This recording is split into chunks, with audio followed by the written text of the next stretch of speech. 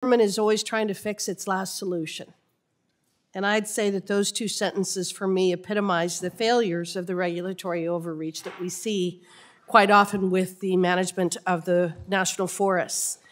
In 2001, the USDA, U.S. Forest Service, promulgated the roadless rule, which prohibited timber harvesting and road construction on 58.5 million acres of National Forest Service lands, or approximately 1/3 of the entirety of our national forests in the United States, including 3.2 million acres in the state of Wyoming.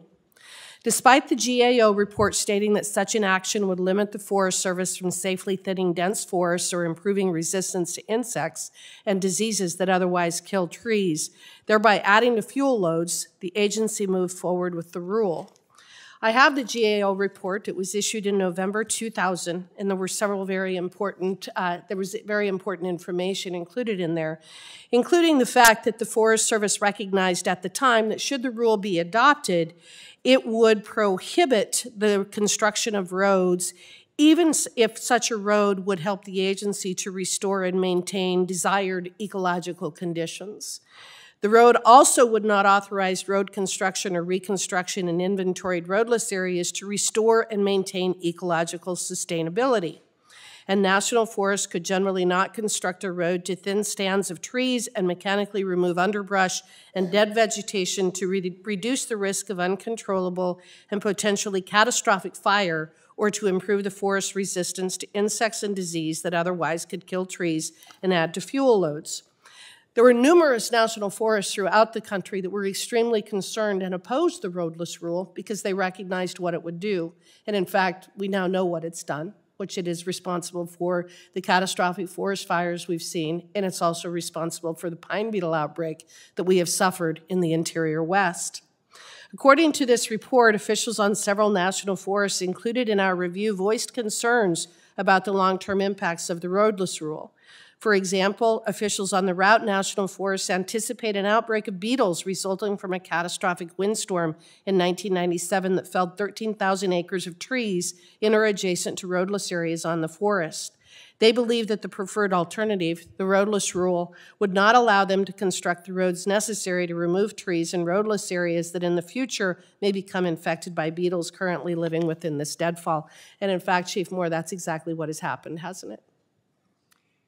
So I think you very eloquently described some of the challenges that we have with the roadless rule. Yeah, the roadless rule failed us in terms of being able to manage our national forests. Wouldn't that be fair to say? Well, it certainly presented some challenges to us, which we're realizing now. So what do you, well, but you knew back in 2000, not you, but the Forest Service was warned way back in 2000, and there were many people, including Forest Service personnel from all over the United States, who actually begged the National Forest Service, I have the letters, to please not adopt the roadless rule because it was going to result in exactly what has happened, which is catastrophic forest fire and pine beetle outbreak and devastation throughout the interior West, correct? I'm not sure what you have reading, but I stand by the statement I made just now. Okay. What is your plan to increase access to roadless areas so that you can monitor and detect and treat bark beetle infestations in the future? Well, you know, I think that's part of any time these bills have been passed, Congresswoman, is that we need to sit down. That wasn't a bill, that was a regulation. Well, anytime even the regulations are there, we need to sit down and really look at the implications of that regulation. So, in fact, you haven't been doing that as in your position as forest chief up to this point, recognizing it, to use your terminology, that the roadless rule created very serious challenges for the National Forest Service? Well, I'm recognizing that we do have challenges with the roadless rule. And no, I have not, because I've only been in the job for a little while, and that has not been my focus. Okay. Even though it affects 1/3 of our national forests?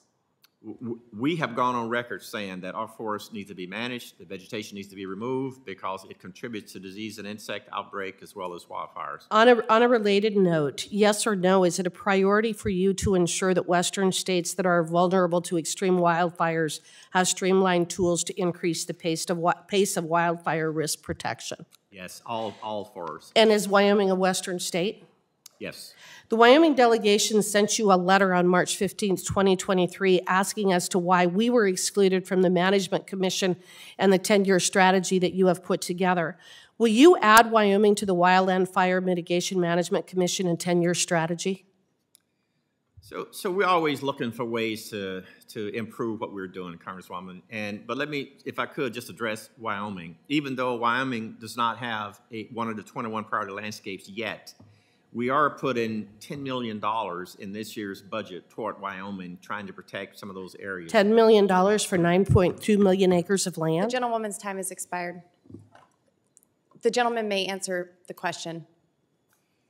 Yeah, but keep in mind, we are doing other treatments in Wyoming as well. I mentioned one of the pilot projects we have where we're taking timber out of California and moving it into Hewlett, Wyoming, to help really stabilize the wood industry. And so that's having a positive impact not only in Wyoming, but also South Dakota as well on the Black Hills.